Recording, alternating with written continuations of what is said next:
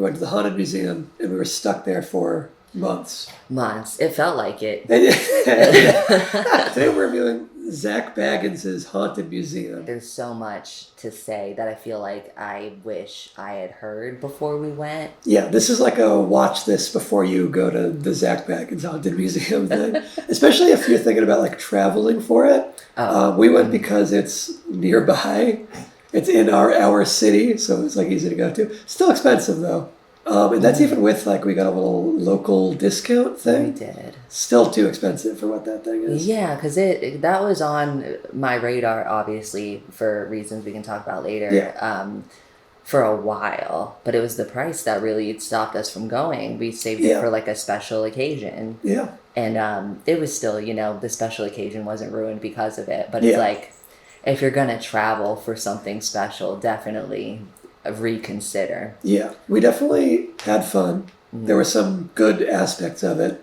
Do we recommend it overall? Not unless you're like a big Zak Bagans fan. But like as we were going through there, I was like, I can't imagine anyone's actually a fan of this guy. Yeah. Because like I've never like watched like a full episode of any of his shows or anything like that. I don't know much about him. I the most I've seen of him is just some like Red Letter Media videos because they talk about him. Right, that's hilarious. But I've seen clips here and there, and we watched a couple clips like before we're going, and then you get a lot of Zak Bagans in the museum. Yeah. It's not a case of like, I don't know, like all the Shack products or whatever where he just puts his name on stuff. It's not like that. It's like this is Zak Bagans' place. These are all his belongings that he paid for with his ridiculous amount of wealth that he has. Yeah, it's really about him. That's the thing.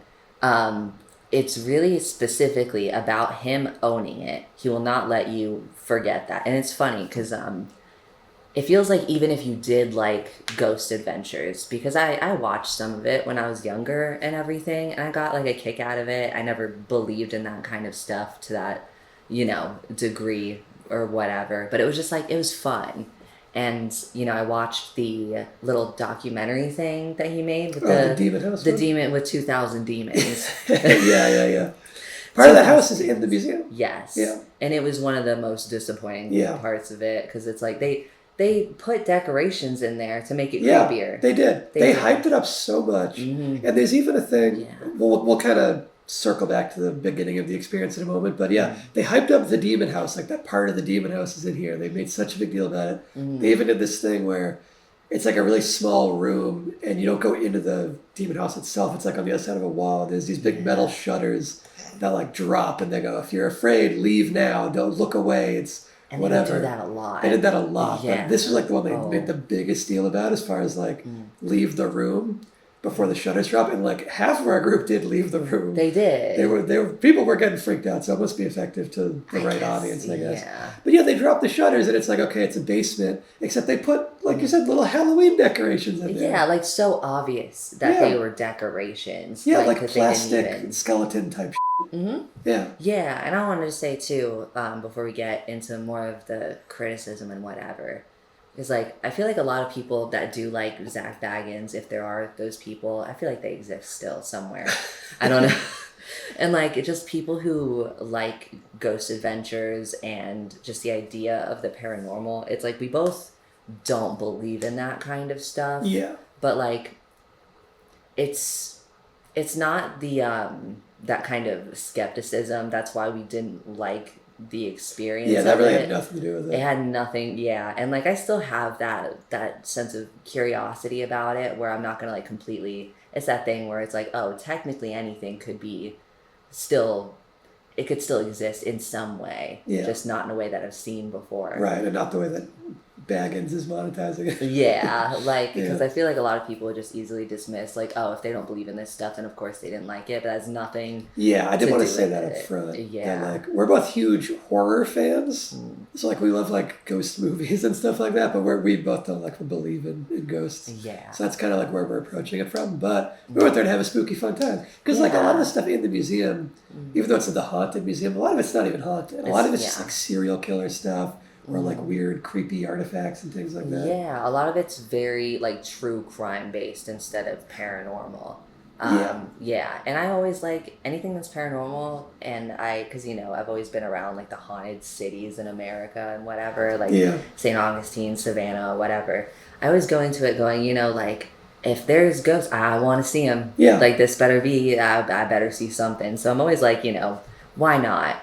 And it doesn't deliver on anything, even making you feel like it could happen. It just doesn't. And they constantly do that thing where they're going, if you're too scared and like, if you go into this room, just know. And nothing jumps out at you. Not even jumps out. Nothing feels crazy. Nothing like stands out. So the museum itself, it's in Las Vegas. There's like advertisements for it all over the place. It's a little bit out of the way. It's almost like a suburb because the museum is a house. Yeah. I guess a haunted house. It's the house owned by, or formerly owned by, Pamela Anderson or something? Was or it? her husband? Well, one of them, something like that. When they were kids, they lived there or something. It passed down from like a couple people. Yeah. I know that. Yeah. Yeah. But there's one part where he mentions the owners. I think it was Pamela Anderson, or it's that type of celebrity, And Zak Bagans was like trying to like brag about how he texted them, and then he was like, I asked them about the origin of their father's death, and she never responded. She never did. No. And he tries to make it sound like, a ghost got her before she could respond. And it's like, how would anyone believe that? We know that didn't happen. Yeah, no. So stupid. The way he kept manipulating things when he would talk about it, constant. Yeah, just constant, like misrepresenting stuff. Mm-hmm. He would. The worst was, we were joking about this before we even went in there, about his like co-hosts from the Ghost Adventure show, because in real life. You want to set up what happened in real life to that one? Yeah, I only saw the tiniest bit of coverage for it. So one of the guys on Ghost Adventures that I guess is close with Zak Bagans, his wife, she ended up deciding that she wanted to hire basically a hit. She wanted to kill the man. And she got caught. It was like some notorious guy that she had sent letters to in prison or something. Yeah, like and a hitman. Like literally, like it wasn't even one of those things where someone was just trying to, and the person that was accepting it was probably not even going to do it. It was like it was actually going to happen. Yeah. Like, and just hearing that man in court after the verdict was read and whatever, so heartbreaking because she was found guilty, thank God. And saying all this stuff about how, he considered this woman, obviously it was like his best friend, and now he didn't know when he was ever going to feel safe again. Because, that fucks with you. Even if it's just someone that that does that, but that's someone he got married to. Yeah, he completely trusted her, and she tried to have him assassinated. It's insane. Like, paid money for it and everything. And probably his money, because he's like the rich, famous TV guy, right? I don't know what she did for her. I don't know either. She could have been. She might have been independently wealthy, but a hitman ain't cheap, I don't think. No, so. I would hope not. That would be a huge yeah, let's hope not. But yeah, that's that story. Yeah, so that's that story. And then we were joking about how, a demon did it, or a ghost did it, or whatever. A ghost possessed his wife. And then Zak Bagans basically said the exact same thing we were joking about. It was not like... It sounded too ridiculous to be true. Mm-hmm. He was, I forget what the specific... The box. It was, I think the box was something else. I think it was that doll, the one that he refused to look at. Oh, right. It was some doll. It's not the Annabelle doll, but that's also in there, I guess. Mm-hmm. But it was a different haunted doll that apparently made some other guy get stomach cancer or something. Yeah. And Zak Bagans, he had a nightmare. So stupid. He had some weird... He had this health issue thing. I still remember parts of it where he had a test done that said he had something, but then later on, once he had gone spent time away from it, he said it disappeared. Yeah. Okay, he had a kidney stone or something. Yeah. And he just passed the stone. He had something. It's if you've hello. Oh my God, that's the ghost. Yeah, that's the ghost. That's what I was talking about. Oh my God. And then he goes. And my friend who picked it up with me, who co-hosted my show, Ghost Adventures, which you can stream on whatever. Yeah, he's always plugging his own stuff, repeatedly the same stuff in each room of the museum. Anyway, he goes, my friend who picked it up, my co-host, his wife tried to have him killed. And he implies that it's the haunted object that made that happen. He did, and that's so mean. That's crazy. To do to your friend, to say that. Yeah. To oh no, it wasn't just your wife being a bad person. It was actually this demon thing. Real quick, because you mentioned the screens in every room. Yeah. That is a thing that you're paying all this money to go through this thing. They're rushing you. through a lot of it, and a lot of the time they're rushing you to get to a room where you have to watch Zak Bagans tell you about stuff. Yeah, and so like on a screen, because obviously he's not there in person, but he's there in every room, like not in spirit, because that sounds too much like a haunting. He's there electronically. He's like pre-recorded videos, and sometimes it's just voiceover, and he's like. He has no charisma. He's like awful to listen to. That's why I was like, because I didn't like have that much experience with him, and just the more we were listening to him talk, we were both just like, we were ready for this tour to end. It's like it's expensive, and you want to get your money's worth, but it's so long. We were just like tired. We were sick of hearing him and seeing his face. Yeah, every time it would start, I would like go to you and be like, oh my god. Like every time he would start talking, because he's very like long-winded, and he says the same shit. And he's very much like. It's like he's either plugging his own stuff, his own like books or TV shows or whatever, the documentary, oh my god, or he's going so hyperbolically over the top with everything he's describing, where he's calling everything the most haunted object. He's like, it's the most haunted object I've ever encountered, and he says that about like a half dozen different items, as if you didn't do the earlier part of the tour where he said that about another thing. Yeah, it's like, does he think we have like some kind of memory loss, like a short-term memory loss? Yeah, it's like you just said this thing. Yeah, I was expecting that to be, because now when you're repeating it, it means like he doesn't realize. I don't think, because he's just not. There cognitively, but he doesn't realize that that's taking away the impact of saying it. So he just keeps saying, he thinks it's going to hit the same every time, and it doesn't work. And if he's not saying either of those two things, then he's like name dropping celebrities that he's hung out with. Oh my god! He's name dropping like Post Malone. He kept saying, "My good friend Post Malone." My like, good friend every time, and it's like everyone's seen or heard about Post Malone with the Dybbuk box, and it's like, oh. That was sold on eBay, and it was found to be completely like and it's a cool concept. Like I like how cool. It looks. It's got a cool like origin story, but then the guy who like built it was like, I just made it to sell to this idiot. Yeah, because he buys haunted for a lot of money.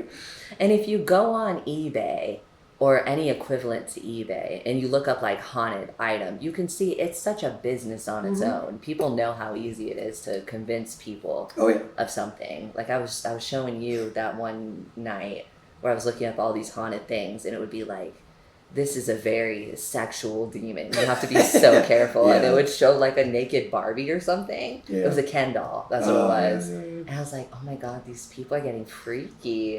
But like, at what cost? I forget how much it would usually run for like a couple $100. Just for that. And then some people would go, oh, this stuffed animal, like this stuffed dog is possessed with the spirit of a dog that died. And it's like, at what point do you stop? They just kept going. So it's like, it's a business thing that people know people are prone to, because, people like to believe in it. And so the Dybbuk box thing was just that, but to like such an extreme. It's like art forgery almost, except like they kind of know it's fake. Like I don't think Zak Bagans really believes half the shit he says. Maybe some of it, but like he knows he's making all this shit up. It's like so obviously faked. Because with the show, they have to. It's so easy to fake things like that through the use of like editing, the most basic thing. And people would watch it back in the day when it first became like a thing. People would watch. They would watch it as if like no one could alter it. You know what I mean? It's like it was a documentary. It's proof. Kind of. It's proof. And it's like, no, nowhere close. It's still fun to watch because it's so ridiculous. And it was fun when I was younger. I'd go like, how are they going to make us believe that they're actually coming into contact with these things? And they would never do that good of a job, in my opinion. Because they're such bad actors, and part of it is them trying to like act scared or act surprised, and they don't pull it off at all. No, they do not. I don't know how anyone believes them. I don't know either. But anyway, so it's a guided tour only. Which was kind of the first red flag when we were like originally looking into it. Because a guided tour means you can't like take your time looking at stuff. It's like, okay, a guide can give you info and stuff like that, but at least the way that we approach this kind of stuff is we'd rather be able to move at our own pace and like look at stuff from different angles and whatever. Exactly. And like have a conversation about it without this other person talking nonstop. Yeah, because I was like, I like taking our time having conversations, and I was like, because you were more put off by it than I was originally, where I was like, okay, well, if they're going to force us to do this, then I'm going to get our money's worth and ask a shit ton of questions. But the way they structured it, you couldn't ask questions. Like maybe you could squeeze it in, but the way they were doing it, it was so hard to. It would be like, yeah. You could probably ask questions, but it would be like disruptive too, because they move you through so fast. And anytime you do get a moment to like stay in a room without them talking, the guide like leaves the room immediately. Yeah. They go like, okay, look through here and then follow me when you're ready. And they take off instantly. The cheapest ticket, which is the one we did, is already really expensive, but then there's a lot of upgrades to make it more expensive. What was it wasn't VIP. It was RIP, like rest in peace. So that was the main upgrade, was this RIP thing. Mm-hmm. And yeah, it basically means there's like extra rooms that only the people who paid extra get to go on. That's basically it. Sometimes you have to like crawl through a little thing. Other times they would go, like they were the only ones allowed to go down into the basement. Yes. Which they like made all of us listen to who didn't pay for the extra thing. Yeah, because they went down, it was the stairs, right? Yeah, and the rest of us just had to like wait for them to go down, explore the basement, and come back up.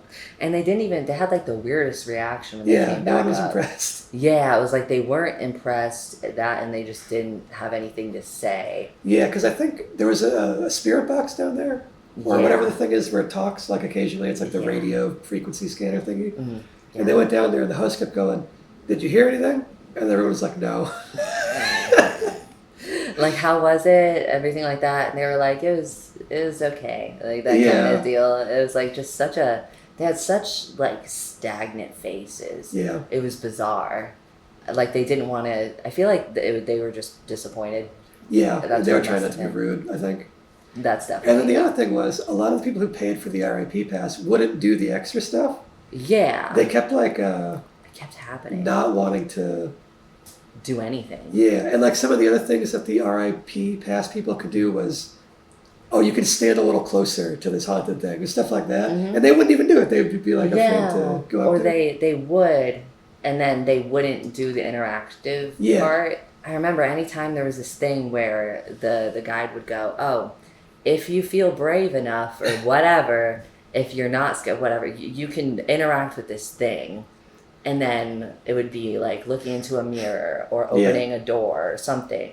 And I would be the only one. Yeah, you and me would be the only ones doing it. Mm-hmm. Yeah. Yeah, like I remember going up to that mirror and whatever, and just people were just, all the people that paid so much money, it's like, I get it that they would want this really good experience, but also feel like a little superstitious, whatever. Yeah. But to not do anything. Yeah. They kept just not, like some of them would walk out of a room entirely. Yeah. And that was just so insane to me, because I was like, if I was closer to that doll thing where they stood a lot closer, I'd be asking it so many questions. Yeah, there's one where there's a doll that you talk to, and it's like very obviously there's just a person in another room who's like talking to a little microphone. You know? Yeah. It's like it's very obvious how it's being faked, but it's still a fun like interactive thing. Except you need to pay the extra to be up close enough to ask a question. Yeah, because we yell, but like. It was you and me and only like two other people who didn't pay for the upgrade. Everyone else had the upgrade. Mm-hmm. So we were like behind a little barrier basically where we couldn't interact with this thing. And all the people who paid to interact with it didn't do it. So we were just stuck in a room with nothing happening while the tour guide kept going, go ahead, ask it some questions. Anyone want to ask questions? And then the guide would like ask it some questions because no one else was. Yeah. And like kept trying to like motivate people to do it. And it was just like, what a waste of time. I felt so bad for the guides at certain moments because it was like, this sucks because they're told they have to do these things. Yeah. You know, to like get people to interact and whatever. Yeah. But oh my God. Oh, I just remembered one more thing from that same room was there was a point when the guide was like talking to the doll. And, do you remember the doll's name? Probably not. Right? No, she was very cool looking. Yeah, it was a cool looking doll. Yeah. Anyway, the guide was like, "Hey, doll, whatever the doll's name was. How many people are here?" As like a thing to impress it. Yeah. And then the doll didn't say anything, and I heard her take her microphone and whisper, 8. I couldn't believe it. And I've had an experience. Nothing happened. I remember being in when I lived in Savannah, Georgia, which is like one of the oldest cities, whatever. I knew people that lived in this really cool old house, and long story short, we went up into the attic that was very empty and like great vibes for bringing out a spirit box, whatever. So one of the people there had one, and we used it, and of course nothing happened, but like the environment of that and just the way it sounded and us asking questions and then hearing like a word here or there, it was still such a cool little thing to do. And they just did not nail any part of selling it whatsoever, even though that room was really cool. It had all those, that's another thing, the design of everything was really cool with the animatronic kind of stuff going on. Do you remember the dolls all on the like sides of that box with the main doll where it would move?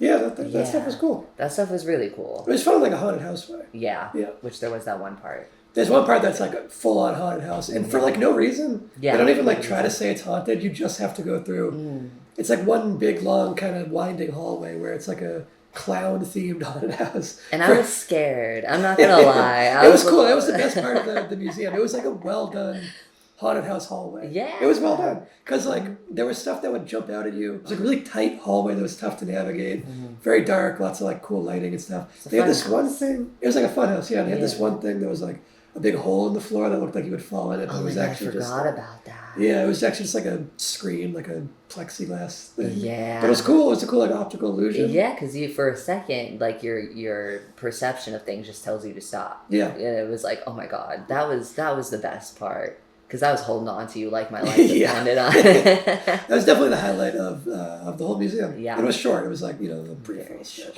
Yeah, because we did get to, it led to like an actual carnival decorated, like a themed room. Yeah. But then we couldn't really get a good view of anything else there. Yeah. That was one of the rooms where both of us really wanted to like spend more time in it, and they rushed us out of there real fast. Yeah. There were a lot of rooms like that. And then the ones where you did have to spend more time in were always like the least interesting. Well, usually it was just you have to listen to Zak Bagans monologue for a while. Yeah, well, everything there is just begging you to look at it. Yeah. And then you are given nothing. Because, like, that's the best part of a museum is being able... Because that's the thing. He does have an incredible collection there. Oh, absolutely. Yeah, he's a good collector. Yeah. Yeah. Like, all these things on display that you just have to walk past. Yeah. Literally in those hallways where you're going and, like, you're just being told, like, oh, you got to go over here, and it's like, look at all these things we're passing by that look so sick, and I want to like read like the context and everything, and there was taxidermy and all this stuff, and you can't take a second. No. It was, oh my god. There's also no photography allowed. Yeah. So that was one of the things that they gave such a stupid reason for it. You can only take photos in the lobby, which is like, I get they want to keep the things private or whatever. They want people to like spoil the experience and all that. And be disruptive with like flash photography or whatever. But they tried to say, oh, you can't do photographs because the frequencies that phones give off make the demons angry or something super so like angry. that. So they're like, everyone gotta turn your phones off. And they're like, the demons also hate people who chew gum. Yes. And who and I never bring this up, but the fucking lobby person was being so like ableist. Yes. Because I have Tourette's, and occasionally like I'll do like a tick in my jaw. And she like pointed at me and was like, hey, I said you can't chew gum in here. And I was like, I'm not chewing gum. Oh my god. And she was like, I'm serious. You got to spit the gum out. I was like, it's not gum. I don't have gum in my mouth. I was about to like say something, but I just wanted her to shut up at that point. Yeah. And I just didn't know what was happening. I was like, why is she so... Because I forget that people will see like one of your ticks and think that, but you would mention all the time before about like the chewing gum thing in school and whatever. Yeah, I got in trouble with it back in like high school. Yeah, it hadn't happened to me since. Where someone was like, "Hey, you gotta spit the gum out." And I'm like, there is no gum. Oh my god, it was weird. Yeah. I was like, Sam doesn't chew gum. What's she going on? I don't chew gum. I have Tourette's. Come on, leave me alone. Yeah, and then another convenient thing about the no photography thing, because I feel like maybe a decade ago that would have been more popular in museums in general, but now a lot of art museums and whatnot, they don't care as long as you don't do flash. So it's like now with it being so particular, it makes you wonder. And then I was thinking about it so much of the time we were going through it, and then afterwards when I was reading about people's experiences and whatever. And it became very clear that the reason they don't want you to take photos is because a lot of that shit is fake. Like, so, like, the stories they would... Like, first of all, those little cards with the print on them, a lot of them were faded. You couldn't read anything. Yeah. But a lot of it, it's like, oh my God, I bet you more than anything, this is not true. Yeah. And so if you were to post that online, people would know immediately. Yeah, absolutely. It would become a thing. Like provably false. Not like, oh, it's a ghost and you don't believe in ghosts. Not like that. Like saying stuff like, oh, this belonged to a serial killer. And it's like, is it? Or like this, like one of the things they said when we were in the lobby was, everything in here is totally real. We don't do, there's nothing fake. We don't fake anything. We don't, there's no Halloween props here. They said that literally. They did. And there are Halloween props everywhere. We're talking like fake candles, fake spider webs, like just straight up the most basic Halloween props. And it was mixed in with like really cool stuff that still like wouldn't have any context that would benefit their narrative though. It would just be like, you know, just some cool thing they found, whatever.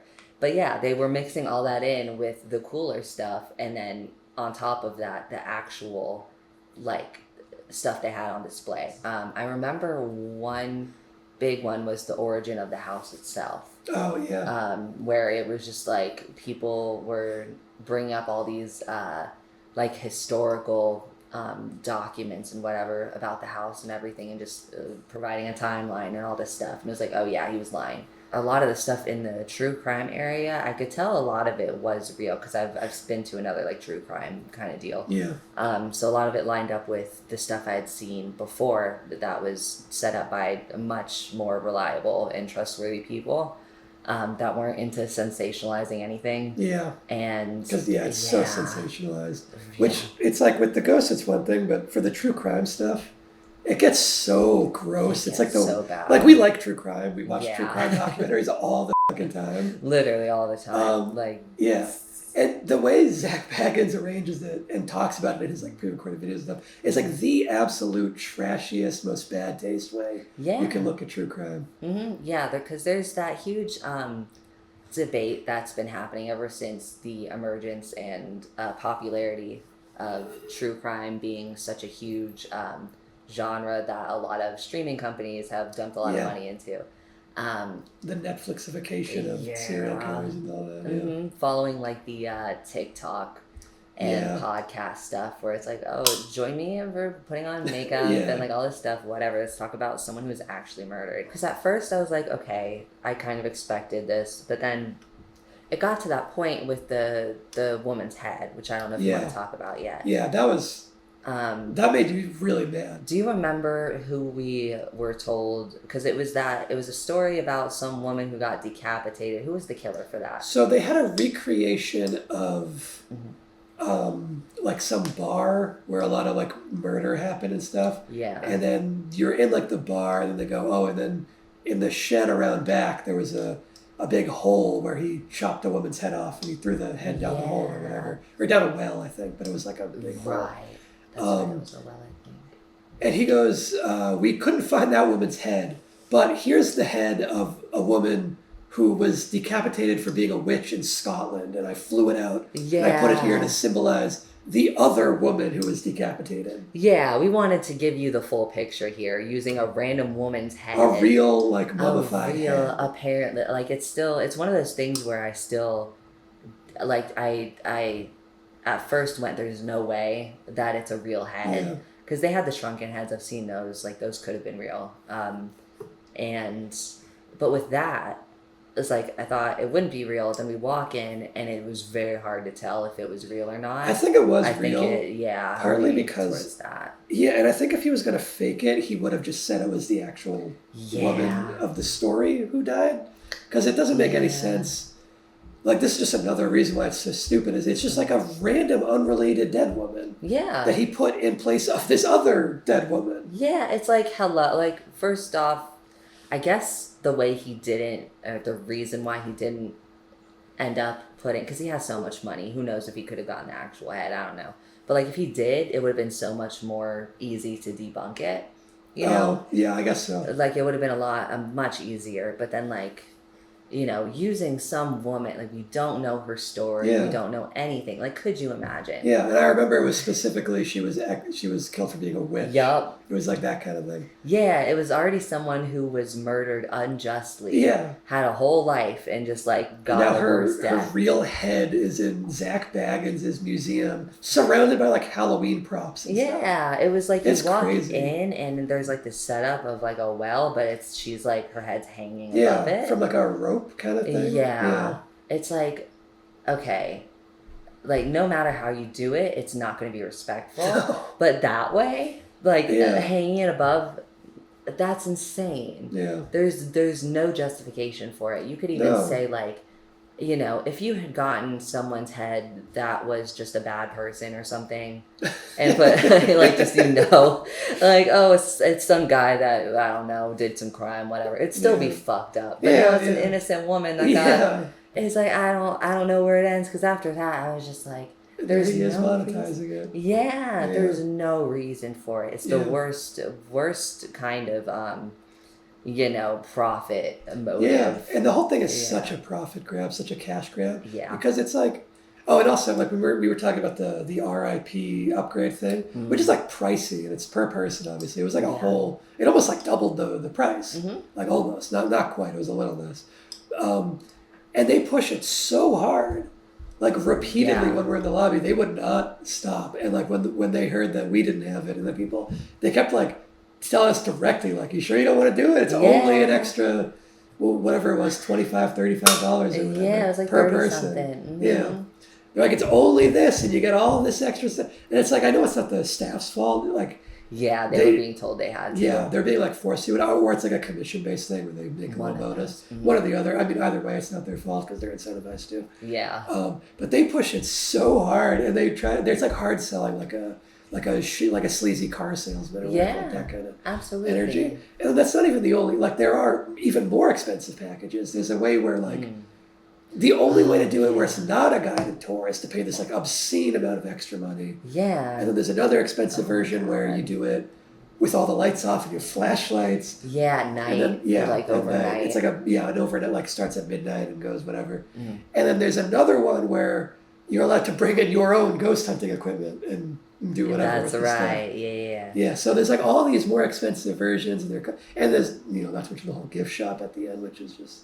Oh my God. I mean, a museum could have a gift shop. That's not a problem. So it's just like the fact that it's so heavily monetized every step of the way, and the fact that it's just so clearly an ego thing and a profit thing. He's constantly talking about how cool he is. Yes. And how, like, it's just it made me so mad. I got so sick of just hearing his voice and hearing him, like, brag about stuff. He talks like chills, that one guy. Yeah. Oh my God. When I was thinking that when we were talking about doing this video, like, getting ready earlier, I was trying to remember Zak Bagans' voice, and then I realized I was just thinking of the Chills voice. That's hilarious. Yeah. I was starting to do it too. Yeah. I didn't even realize it. It's like, oh my God, like, you won't believe that. Like, I'm not going to go back in this room anytime soon. And it's like... Actually, that was another thing he kept saying. Yeah. Like, pre-recorded things. And actually, the tour guides would say about him, too. Yeah. They kept going, Zach never goes in this room. He vowed to never step foot in this room. Yeah, it's like, does he come in this museum at all? He apparently does. Yeah. Like, there's lots of footage of him in there. And he would... Some of the pre-recorded things, he was like, I was in the museum after hours looking around, and a ghost moved this thing. And they show video, and it's clearly just, like, a piece of wood falling over because they were doing some maintenance. And, like, the sound that they played in that one staircase. Yeah. Where it was just really loud and you don't know what the hell it is. Yeah. And it's like, okay, why did he force us to just stand in this stairwell? And just, like, fucking... They waited for that, yeah. They did. And we just sat there and listened, all of us. And we were like, okay... Yeah. Like, I don't know what you expect me to get from that. Like, because I think he tried to say that you could hear a word or something in there. Yeah. And it's like, sure. Oh, yeah, the tour guide was like, did you hear it? It said something. Of course, yeah. It's like, no, I did not. No, we didn't hear it, and it did, and you're full of shit. And also, they kept showing us videos of, like, guests, like, plants, or maybe it's Rihanna's reactions. No, but they kept saying, like, they kept showing us footage of guests, like, fainting. Yeah. And then they would go, and they had to be it's put on a gurney and brought to the hospital and whatever. Yeah. And like repeatedly. And they would be like, this guy stared into the eyes of this haunted doll and he collapsed and hit his head on the wood. And so that's why we have a stanchion blocking you off far enough away that you won't hit your head on it if you fall over. Like all this stuff. And the one that pissed me off the most, which is the part of the exhibit that I have so much love for, if it's even there's skepticism I have now that it's even the real thing. But the Dr. Death van, Kevorkian, I was so fascinated when I learned out about Kevorkian because I was always interested in the politics of, the physician-assisted suicide and all that, all the ways it has been brought about. Like if you've seen the documentary How to Die in Oregon, I think is what it's called. And then there's some other stuff you've maybe heard of, maybe not, but like there's an Al Pacino movie about him. I didn't know that part, or I forgot. Yeah. It's called You Don't Know Jack, I think. They actually have a poster of it in that room as if that's like an artifact. It's ridiculous. Yeah.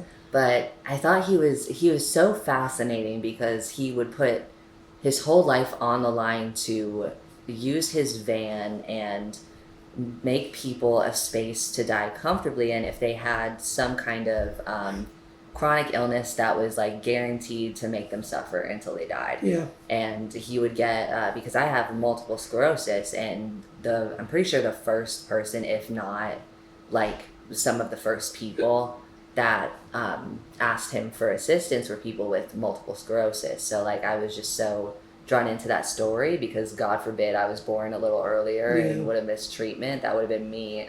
Been like, oh God. Because it's such a, you lose so much so fast and it's so unpredictable. Yeah. Like, if you know anything about MS, it breaks down a person's body over their lifespan, but it's just so unpredictable in the way it can cause paralysis and all this other stuff.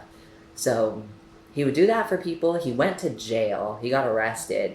And then as soon as he got back out, he went right back to doing it. So it was just so cool.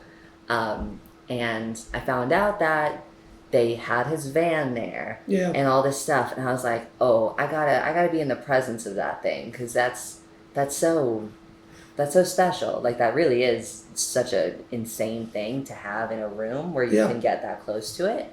And then they show a video during that presentation with him, the Zak Bagans, talking about it, and they go, oh, for some reason women specifically faint in front of this thing. Yeah, and they show footage of like two different women like who were I guess taking the tour who like collapsed. And it's just like narrated over by him, and his narration doesn't even like really match what we're seeing in the video. Yeah, he's kind of like saying extra shit that we don't see, that, so I don't believe that. Yeah, but yeah, he like, what's the implication? I don't know, because they tried to say there was some other person involved with it that was like someone who died in the van was some kind of person that would have gone after women in some way. I think I might be misremembering, but it was so nonsensical either way. Yeah. All that anticipation to get to that, to look at and everything. Yeah, and that's what you were most excited for. Yeah, that's why I wanted to go. Yeah. I'm gonna be so honest. Like that was why I wanted to go. So we get there. They did have a lot of cool stuff from him. Because he did paintings, I think, and I didn't know that he did. They were hanging those, and then some of his equipment and everything. And they set up the interior of the van to mimic what it would have looked like when he was using it. Yeah. Which is pretty cool. That part's cool. I did not like that they put like a dummy in there. No, that made no sense. That was ridiculous. They put like a fake dead body in the van. Yeah, well, the portraits of some of the people who passed away in there were like, they had candles in front of the picture frames. And then they start talking about it in that little video presentation, and they go, we know it's his actual van because there's a dent in it. And like it was found in this random, which no one could have faked it. And it's like, okay, if you're gonna say it, now I don't believe you. Yeah, no, I don't believe it. I'm calling bullshit on that van. That's because totally fair. He shows a video, and his like proof for it being the real van is he's talking to a guy who I think worked with Kevorkian in some capacity. Yeah. And he says, Kevorkian brought it to a junkyard and they crushed it. This van, it's gone. Yeah, that's the thing. They said they crushed it. Yeah, they say they crushed it, and that's like the history to read up there. And he put this video because people will Google where's the van, and they'll see he had it crushed. So he makes this little video where he asks the guy what happened. The guy says it was crushed, and he goes, "Did you actually see it go in the crusher?" Yeah. And the guy goes, "I mean, I wasn't there when it got crushed." And then it cuts to him going, "And then we found it in the junkyard." Yeah. It's like, that's such bull. It really is. Like, I didn't want to believe it when it was being said, but I was like, oh, now, because I was already, even though I didn't want to believe it, I was already leaning in that direction where it's like, okay. Yeah. Like, I'm glad that there's this area they've devoted to so much of his other stuff and the people who passed away, because you could read some of the letters. Yeah, that was good. Yeah, but the van itself, that was so disgusting. Yeah. On top of everything else that was disgusting, it's like, why? You don't need to do that. Especially because these deaths weren't like some crazy like murder. Like, they don't even fit the true crime thing. Like, really let alone don't. being haunted. But then Zak Bagans, like, when you're like, there's the video beforehand, and then when you're in the room with the van, there's like another like audio thing that plays of his voice, and he's trying to make it sound like it's spooky and haunted. And it's like and he's also talking about, like, he basically tries to set this guy up like he's a serial killer almost. He does, yeah. Luckily, our tour guide, which, like, we wouldn't name them, of course, because she probably would have gotten in trouble for it. Yeah. But she did mention, like, she kind of set the record straight a little bit. She did, yes. And you could tell she did not like the way that Baggins was characterizing Kevorkian. I remember she was going something like, she was like, I do want to take a moment to say that, you know, this is like a man who helped people die and they like passed away, everything, like just making sure there was some amount of respect left. Yeah.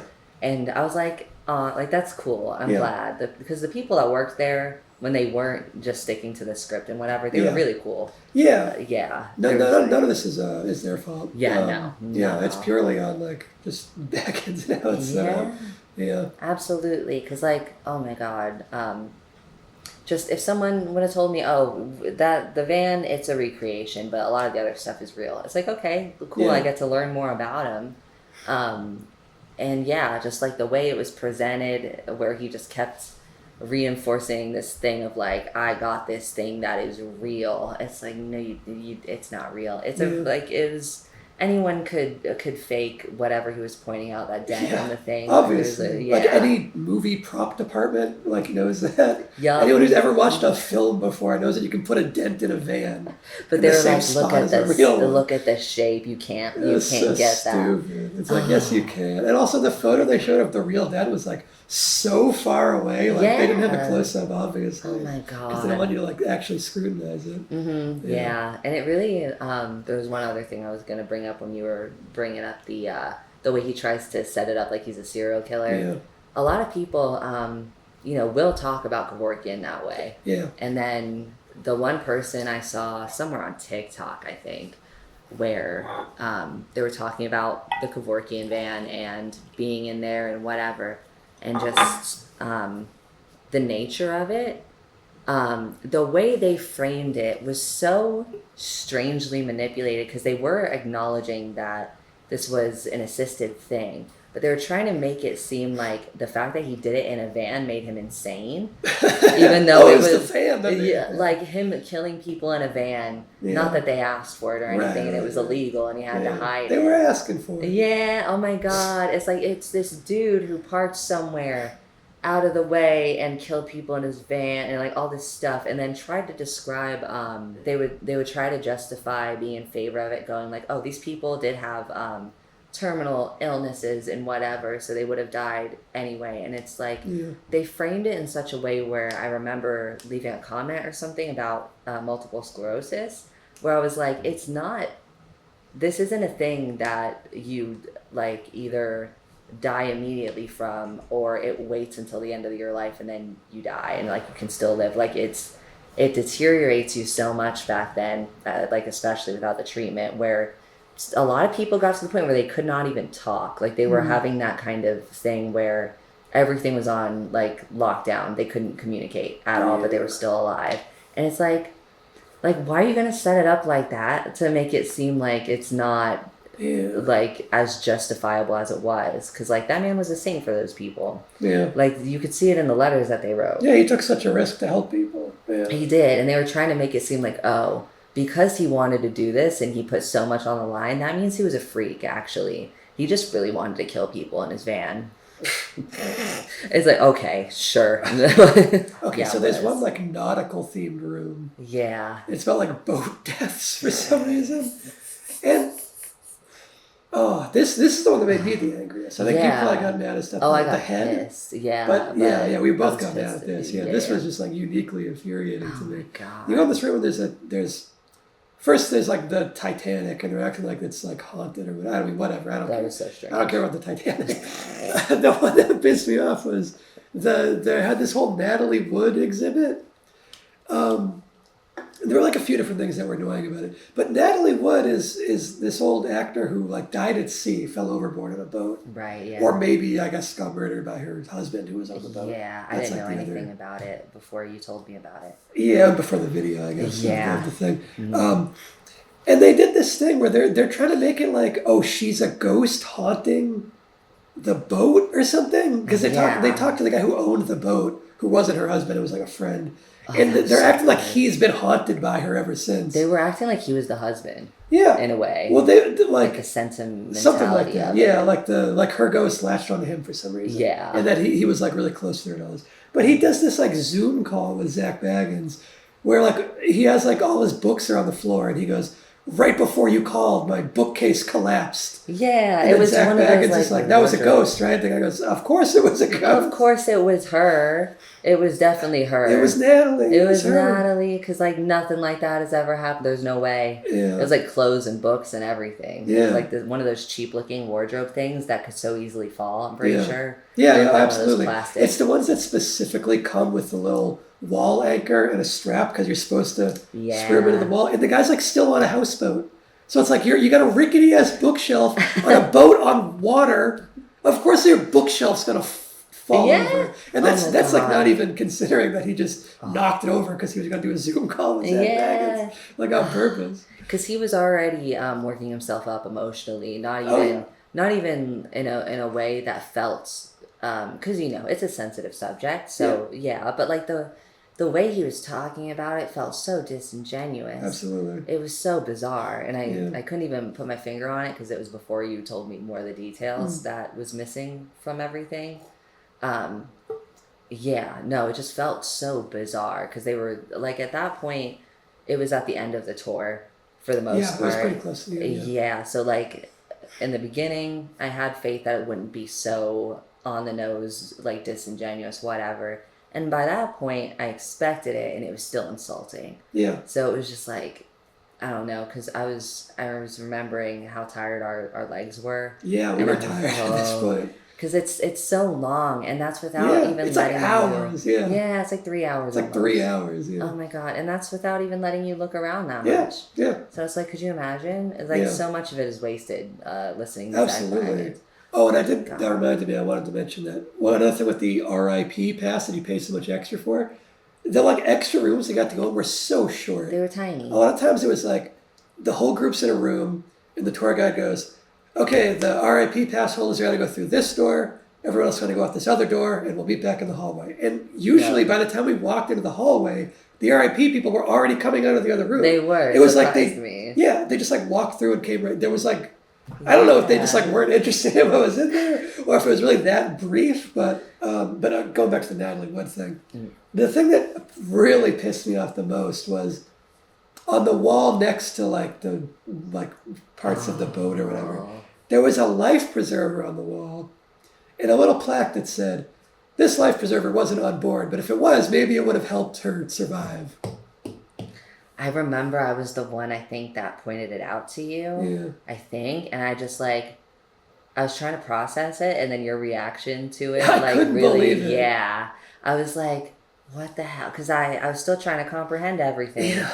And then I just went, like, there's no way this is real. Like, there's no way they're actually saying this. It was shocking that they would think that was a good idea to include. Yeah, like, because I remember you bringing up some stuff with like, imagine doing that in another scenario where it's like, because you can do this with anyone's crazy freak accident because there's no like haunting here. It's literally just a person who died, like a celebrity who died. So imagine any other celebrity who died. Like was race when Gene Hackman died. Yeah. He died in that weird way. It's like if like I wouldn't even put it past him to have a Gene Hackman room in this museum. Yeah. And there's like a life alert. And he goes, Gene Hackman didn't have life alert, but if he did, maybe it would have saved him. Oh like that's the equivalent of what's going on there. It is, yeah. It's fucking crazy to think that that's an okay thing to do. Imagine one of her family members saw that. Yeah. Like, yeah.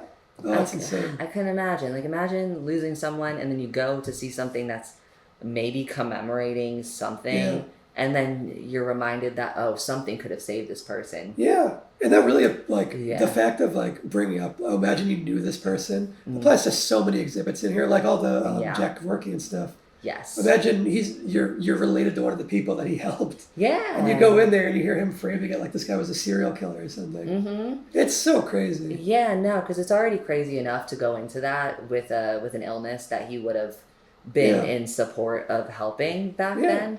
And so to imagine someone that would have an even closer relationship than just that would understand not only, like, you know, whatever someone was feeling in order to contact that person, because it's such an emotional topic whenever it's covered with the documentary How to Die in Oregon. That's one of the most emotionally devastating documentaries I've seen.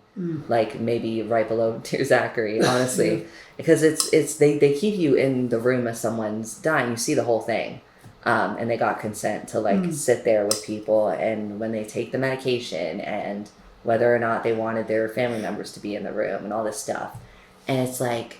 It's just this insane thing that, you know, you have to have something so, I don't know, there's some point that people reach where they're asking for help for that. You know what I mean? Yeah. Because then if they're not going to get help for it, they're going to do it on their own. And then you turn this environment of like actually getting a family together to say goodbye and all the loved ones, you turn that into discovering someone who just committed which is like, which one do you think is better? Like, it's so, the more I think about it, the more devastating it is that someone would turn it into that kind of display. Yeah. It's so ridiculous. It really is. He's just such a he's such a con man. Yeah, like total con man. He's a good old charlatan snake oil salesman. Yeah. Yeah, before I was just kind of like, okay, he's really annoying, and I don't like him. But you know, this thing he's got, maybe it's whatever. Maybe you can still get some stuff out of it. But he just has to insert himself into everything. Yeah, he has to make himself like the hero of the story. Every time he's the hero, it's always like, oh, I was the one that found this or did that. Yeah. And it's like everyone who came into contact with this box died. There was one time where he was saying that. And he was listing like how they died, and it was so clearly like the man who sold me this box died. Yes. In a long pause. 10 years later of cancer. It's like, okay, so f***ing what? That's not related. He's acting like all death ever was just so crazy. It's all related to him somehow. It's all because they came into contact with him and this object. And so annoying. Oh, another thing I wanted to mention, just because I remembered it, and it's something that really bothered me. I get like really annoyed by exorcism stuff. Yeah. Oh. When people try to act like exorcisms are real, not because it's like, oh, the demons are fake. It's not that. It's because the people who are being exorcised are almost always like, I mean, sometimes they're in on it and whatever, I don't care about them. It's when it's like a child who is like going through something really bad, or some poor woman who like is going through like a mental health crisis, or is going through like serious health issues, and they're just getting like abused by a priest or some other like exorcist person. Their whole family. Yeah. Yeah. And there's a whole like room in this that's dedicated to exorcisms, and you have to like listen to like children who were being exorcised, just like screaming in pain. It was a young girl. Yeah. The big one that was it was like set up like a church kind of deal. Yeah, it was like a church. There were a couple others like on the walls, but there was like one specific one that they focused on where like they had recordings of it, like audio recordings and lots of photos. And they were acting like Zak Bagans is presenting it. It's like, oh, it's a real demon, and the priests were these valiant priests worked hard to save her soul, and it's like it's so clearly just like horrific child abuse. Yeah, and it's been in the spotlight now for so long where people will just deconstruct it. It's the subject of so many things in media, video games and everything, where it's just this huge focus on making sure people know that like this whole thing was really just people who were so into religion and everything, and they didn't want to handle the fact that their child or whoever had problems, and so they just drove them. They just made, also in a lot of cases, would make their child believe that they were possessed. Yeah, because they're impressionable, especially like in that state of mind that they're gonna do, and like they're always like being starved and like deprived of water and like locked in rooms, and like they're going like crazy kind of. Yeah, no, and they're trying to. It's that thing where like, if you torture someone long enough, they'll tell you what you want to hear. It's like that kind of thing. It is. They're like, how do I make this stop? Okay, I'll act like the demon is there, and I'll get rid of it, and they're not thinking clear, and all this stuff. Yeah, no, it's so much, because all this, like they're being put in the center of all this mania, and they're being like strapped down to a bed where it's like, you know, they're getting like, it's like one of those medical exams where you just have no control over anything, and you have complete lack of agency, privacy, everything. So you've got that, then you've got people screaming at you, throwing their little holy water shit on you, whatever. Yeah. But like, when you've got that and it's going on for days and days and however long, it's like, of course this person's gonna go crazy. Yeah. And I don't want to hear that. No, it's like horrific. And just to hear him like pass it off as like the priests are the good people, there really was a demon. It's just so insulting and aggravating. Yeah. But to segue into something that's less like anger inducing and just kind of funny, I was remembering that there's so many movie props in that house. Yeah, Resident Evil. There's like props from Resident Evil and Silent Hill and like The Conjuring and stuff. Yeah. And he's trying to act like they're haunted artifacts, but they're literally movie props. Yeah. He's like, on the one hand, he's bragging. He's like, I got this painting from the set of the Silent Hill movie. He's like trying to brag about that, and then also act like it is some kind of cursed thing. Yeah. Even though it's literally a prop made for a movie. Mm-hmm. It's like, he can't have it both ways. He can't. That one painting that he had commissioned. Because the original one, no, they had one next to it where it was that boy. Yeah. And they were like, oh, we kept hearing that everywhere. Everywhere this painting was, the house burned down. Yeah, he was like, there were 40 copies of this painting made, and all the houses that had these paintings in them burned down.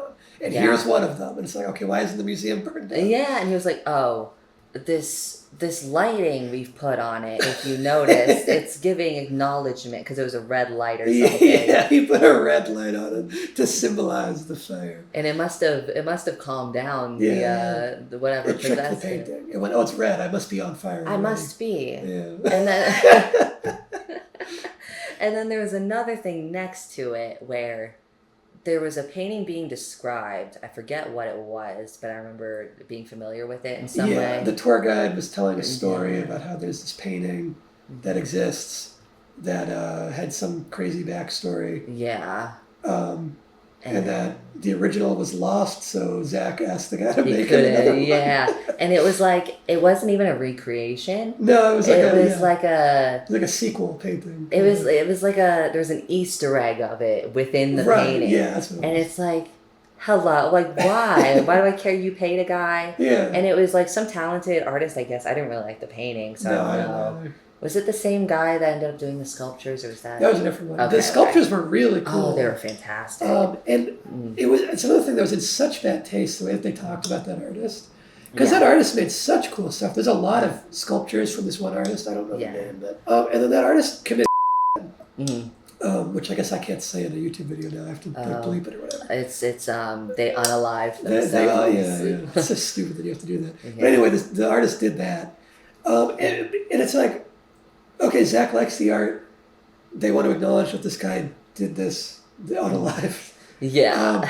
But he couldn't resist framing it as like, oh, spooky. Yeah. He's dead now. You're looking at a dead guy's thing. Isn't that creepy? Yeah. It moves when you weren't looking at it. Like, he tried to paint it like some haunted thing. And it's like, you can just like an artist and appreciate their stuff and acknowledge that he took his own life without trying to frame it as like a haunted object. Because they were trying to have this narrative like he treated this one sculpture like it was possessed and like it was talking to him or something. Yeah. It was something like that. Yeah, there was like some story about, Zak came in here and he he stared at it, he passed out, something like that. Yeah.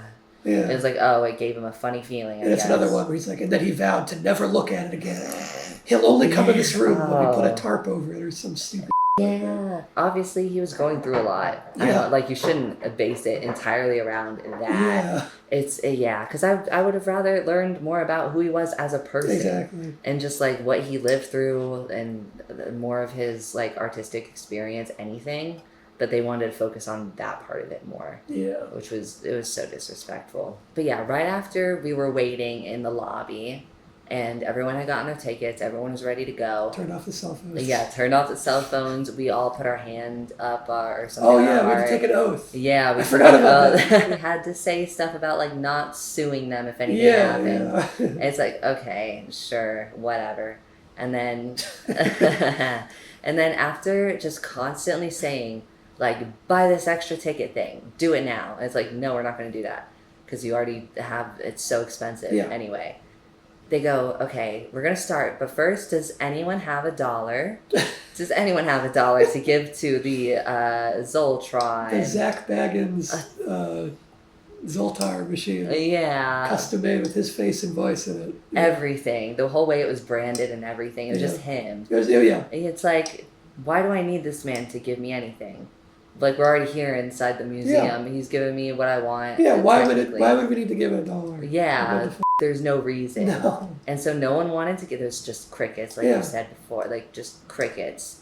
And then the guy just kept going, like, come on, guys.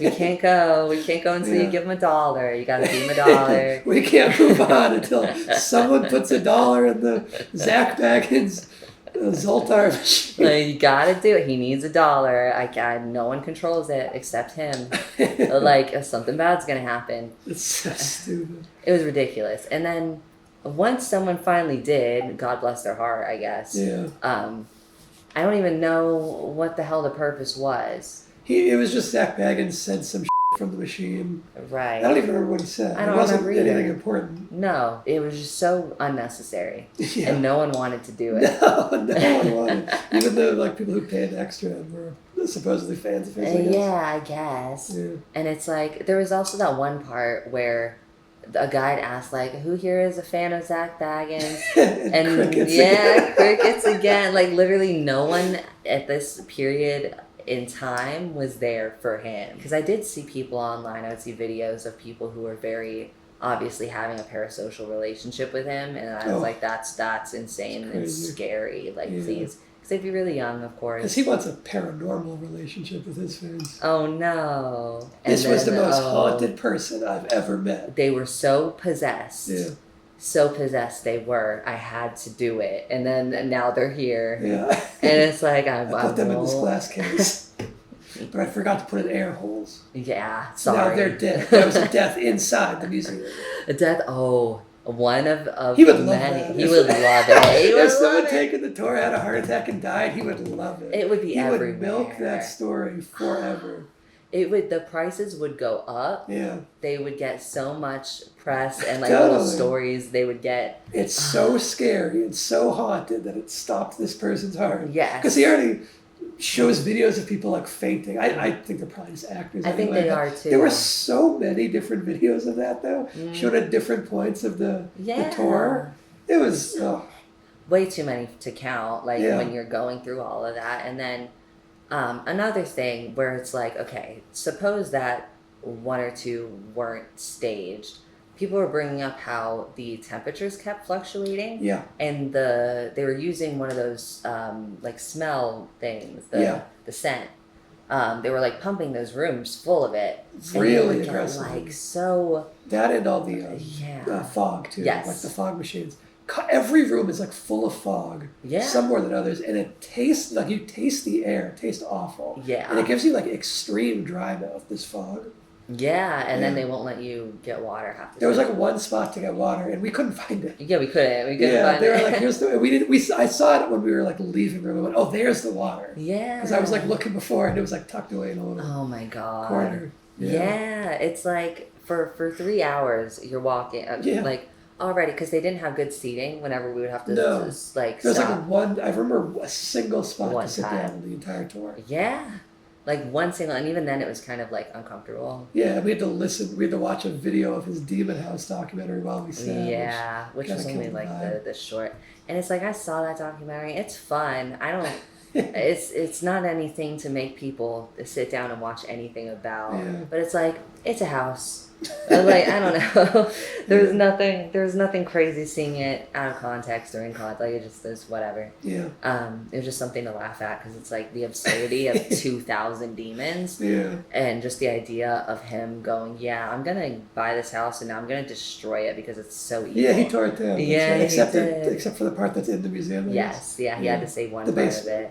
Or the basement staircase. So, yeah, there was like a stair. They put a doll on it for some reason. Yeah, they put a doll on it and they hid a little demon, Halloween demon under the stairs. They did. Oh, it was so stupid. funny. Yeah, it was like, with all the parts of the house that were really well executed and the design and everything, that felt especially insulting because they did not try. They didn't try whatsoever because there's so many rooms with animatronics and things moving and like the themes and everything, and I would want to just like stare and look at how they, because it would be so cool. You'd look at just like alongside a very drawn out room and whatever, all these different displays and like so many things both on top of like bookshelves and whatever would just like, they would all be functioning and moving, and it was just like, this is so cool. Yeah, like that one room where Al Capone's rug was, I guess. Oh my god. There were like all these really cool little dioramas like carved into books and stuff that were so cool. We didn't get enough time to look at them. We didn't. We got rushed out of that room too. There was so many cool little details that I wanted to look at because you could tell they got it from a really good artist. Yeah. And again, it's not haunted. It's just it's like not. cool art. Yeah. I think some of them might have been one of those kind of like taking inspiration from those miniatures they'd set up for like crime scene. Oh yeah. Yeah, right. Those are cool. Those they are cool, really great, especially in other places I've seen it where it's like, you know, it's shown to like some kind of like crime investigative kind of like a study with students. For like training. Yeah, for training, and it's like figure out how this person died. Like figure it out, and it's like, that's awesome. Very cool. I wanted to say that they had the house that one family was murdered in, that was in cold blood. Oh yeah. And whatever, it might have been in there, or I might have just obsessed over it online one night or something. Because they also had those little dioramas in the Mob Museum that we went to, so we saw a bunch there. Yes, those were cool. Those ones, not guided tour. We got to spend time looking at them. That's a better museum in Vegas. That's so much better. The Mob Museum is pretty cool. And I remember, like, right from when we got in and talked to the staff, it was just so cool. Everyone was really nice and informative. And then, you take your time looking at stuff. And, like, the way they set up some of those presentations with, like, instead of just showing you a screen, they make it kind of interactive almost, where it's like it's moving across the environment. Like all those different ways they did that was fantastic. Oh, and I just remembered another overlap between the two. Zak Bagans says he has the wall from the St. Valentine's Day massacre, where a bunch of gangsters like executed people. But then in the Mob Museum, they have that wall. Well, I think across town. He's like a smaller part of it or something. Yeah, he has like a brick or two. He has like one brick, and the Mob Museum has the whole wall, the whole rest of the wall. Yeah. It was really, it was so cool how they did it in the Mob Museum, because they had that screen in front of it that kind of gives you more information, where they're showing like, they're highlighting the bullet holes and everything like that. And I guess maybe, I know they had like pictures and lists of like people who were like murdered and everything. And it was crazy. Being there and like actually feeling the history of it. Because they're not trying to. It was a good museum. It was such a good museum. Unlike the haunted one.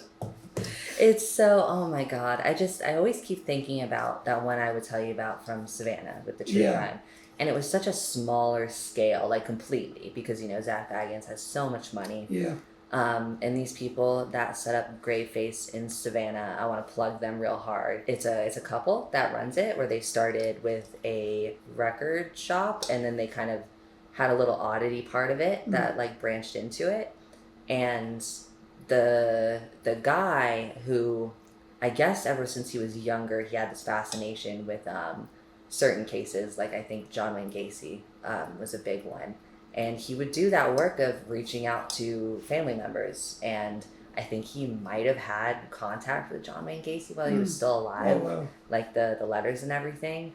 And you could just see how much work they put in. Because a lot of the times, especially earlier on, I think it's grown a little bit bigger because they set up like a shop in a mall nearby. It's like, that's insane. But a lot of the times I remember the wife, I think it was her, when around the time the museum part had just opened, she was walking around and going like, ask me any questions if you want to know more about any specific thing. You could ask her just about anything and she would have an answer. Yeah. Because like she'd be like, the guy that owns the museum and like the partner, whatever, he's like done all this work to like make sure that it's not being sensationalized and that it's like being given the care that it deserves. Like, because there would be so much stuff I would see over there where it would be like all these different serial killers and people that just did the most heinous things imaginable. And it's like, I don't feel any type of not typical like entertainment value or anything. I feel like I'm learning and I feel really bad about what had happened. But yeah, that's just like how it should be treated. Yeah. And that's like the good example of how it could have been done. Exactly. Yeah. All those cases that they highlight, especially in the true crime section of that museum, but really for anyone that died that they were focusing on, like anyone who was murdered or mysteriously disappeared or died, whatever.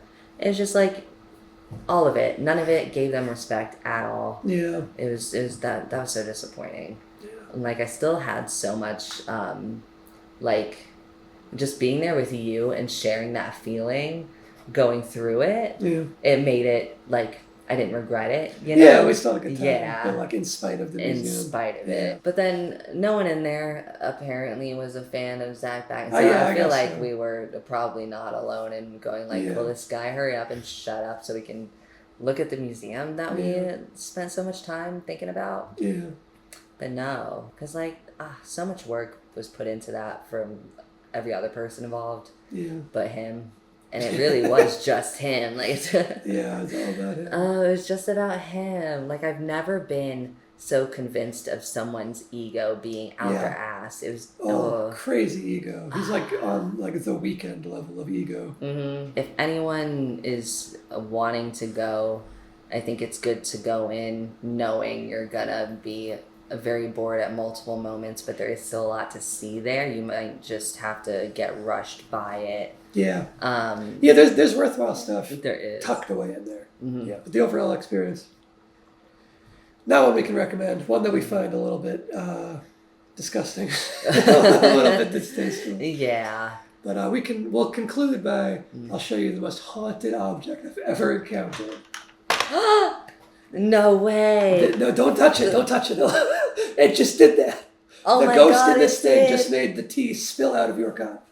The man God. who sold this to me, his son, brother-in-law, died. He was hit by a bus, and a ghost was driving that bus. That's just like my mother's sister's girl. It is. Oh, yes. My God. That was also the ghost, the same ghost that is now inside of Cinema Roll. Don't touch it. Oh no! Careful! Don't. Wait. Oh, it's moving. How's it moving? Oh my God! Someone. Oh my God. Oh, how did it do that? As soon as we got a kitten, I think she may have been possessed. Yeah. We got her around. We brought her into a haunted area, and then we blamed her for her own possession. She was innocent until the demon here. She was very innocent. See this thing right there? Oh my God! How'd it get like that? Oh my God! The demon is still in here, but it's now also in this BTK. Yeah, BTK. Beautiful tiny kitten. Yeah. Let's see if the demon will go back into its original vessel. Oh my God! You saw that. The you saw it. That. She did. Oh. Coffee? I cast you out, demon. The blood of Jesus against you. That is the holy water that maybe could have defeated the demon. It could have. Instead, I baptized a parking lot of an Office Depot. I baptized it. I asked the workers, I said, have you experienced anything strange? And they said, actually, yes. And I said, well, you don't need to worry about it anymore because this blessed holy water that came from some kind of Vatican deal from another country. Like, if fucking... It's like one Vatican. I cast out the demons in the parking lot of Office Depot, but if I didn't make that mistake, I could have saved coffee and the cinema roll. And so instead it's memorialized as something that could have saved her, but did not. Oh my god, a ghost moved the camera. Oh! It's still in here. Ah! Yeah, oh my god. The ghost has hold of the camera. Oh my god. And the ghost is making you cough. Oh my god.